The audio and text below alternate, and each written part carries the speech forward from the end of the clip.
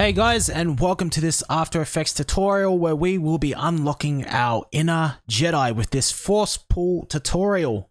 So without further ado, let's jump straight on into it.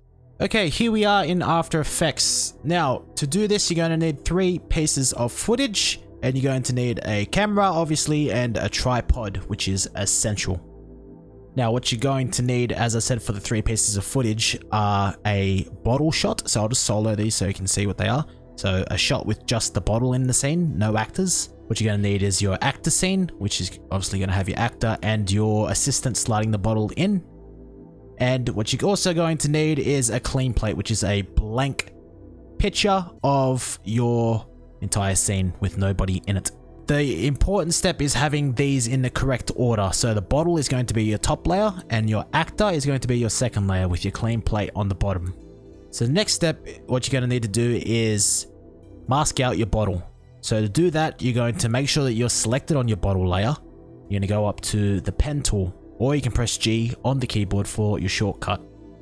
And then just go around and mask this entire bottle. So I'll skip this and I'll meet back up with you guys once the bottle is masked out. Okay, so we've just masked out our bottle. Now we have to mask out the assistant's hand. So to do that, make sure your actor layer is selected, go up to the pen tool. As you can see, I've already done a mask, so just mask around the footage to cut out your actor's hand. Once the mask is completed, you're going to see that it will get rid of the main actor and not your assistant. So to fix that, what you need to do is actually just do what I just done and go to add and press subtract. If you actually lose your mask somehow, just press F on your keyboard on your actor layer and it'll bring up your mask. So change that to subtract and that'll bring back our actor. What you need to do also is you'll need to feather the seam of the mask because it'll leave a harsh seam. So to get rid of that, just feather it. If you've lost your feather, just press F twice on your actor layer and that'll bring up your mask feather. Now the last step is to animate the bottle sliding. Now, we don't need to do nothing too crazy because we've already got the actual footage of the bottle sliding. So this is pretty much just a placeholder for the initial slide.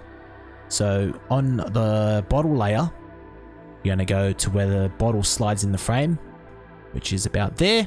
So from here, this little section here, this bottle needs to be traveling. So what you need to do to make it move is press P on the keyboard, hold Shift. While holding shift, you're going to press S and T, and that'll bring up the position, the scale, and your opacity.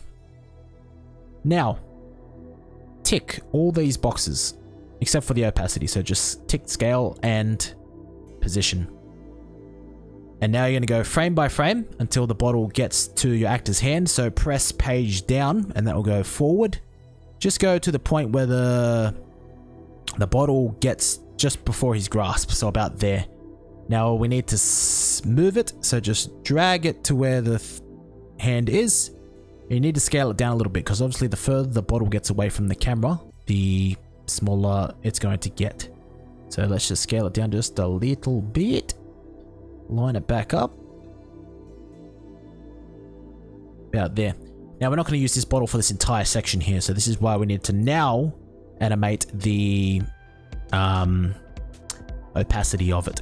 So let's go back a few frames to about here. So I went page up twice from that last keyframe. Now I'm going to make it 0 for opacity.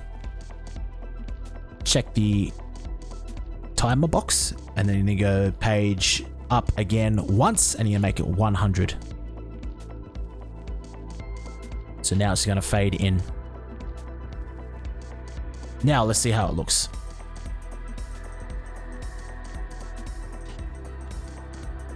Okay, so there's a bit of a timing issue there. As you can see, it comes out a little bit too fast. So we're just going to grab these last 2 keyframes here. The position and scale. And we're just going to drag them back a little bit more.